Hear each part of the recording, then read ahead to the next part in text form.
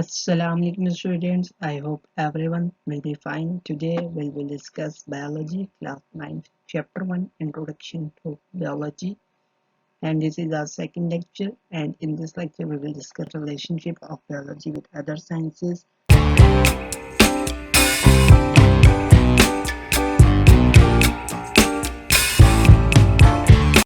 Mainly हम इसमें discuss करेंगे कि बायोलॉजी का रिलेशनशिप क्या है फिजिक्स के साथ, केमिस्ट्री के साथ, मैथमेटिक्स के साथ, ज्योग्राफी के साथ एंड इकोनॉमिक्स के साथ.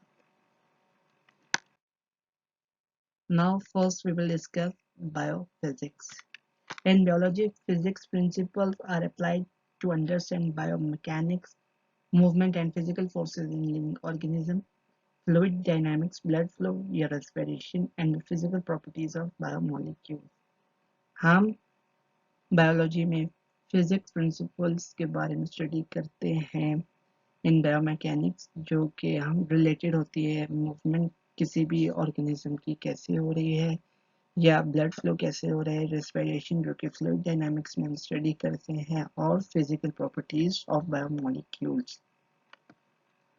The study of biological phenomena according to the principle of physics is called biophysics. यानी कि किसी भी biological phenomena को physics की नज़र से स्टडी करना वो कहलाता है biophysics. Biochemistry.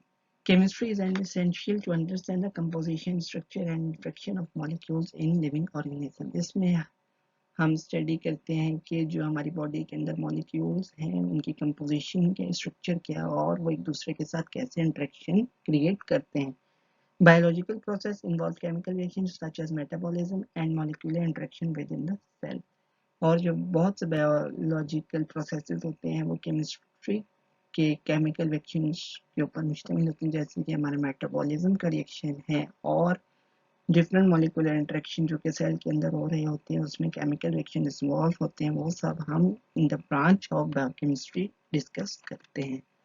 Biochemistry, a branch of biology, heavily relies on chemistry to investigate the chemical reaction and pathways that occurs in living organisms. इसमें हम chemical reactions और उनके pathways जो कि living organisms में occur हो रहे हैं उनके बारे में study करते हैं. Now, biometry. Statistics is related to collecting and analyzing various data or facts. Statistics में हम क्या करते हैं कि different data और facts को collect करके उनको analyze करते हैं. The collection of biological data or facts through observation, experiments, analyzing them according to the statistical rules for biological study is called biometry. Biometry में हम क्या करते हैं, जो हमारे बायोलॉजिकल रिजल्ट्स होते हैं उनके जो डाटा हमारे पास मौजूद होते हैं उनको हम एनालाइज करते हैं according to the statistical rules, ताकि हम अपने कोई भी बायोलॉजिकल प्रॉब्लम की स्टडी कर सकें. उस ब्रांच को हम कहते हैं बायोमेट्री. नेक्स्ट है biogeography. The study of distribution of plants and animals in different geographical regions of the world is called biogeography. Biogeography में हम अर्थ और बायोलॉजी के इंटररिलेशनशिप को स्टडी करते हैं कि जो डिफरेंट लिविंग ऑर्गेनिजम्स हैं उनकी जियोग्राफिकल डिस्ट्रीब्यूशंस क्या है on the overall region of the world. Bioeconomics. The study of biology from economic point of view is called bioeconomics. Production of wheat, fish, rice and studying their export value are examples of bioeconomics. हम जब biology को study करते हैं from economic point of view, किसी इलाके में कितनी population है और हमें उनके खुराक का कैसे हमें ग्रोथ करनी है ताकि हम उनकी नीड को पूरा कर सकें, और जितने भी इकोनॉमिक्स के इश्यूज हैं उनके सॉल्यूशन के लिए फॉर द लिविंग ऑर्गेनिज्म वो हम सारे स्टडी करते हैं बायो इकोनॉमिक्स में.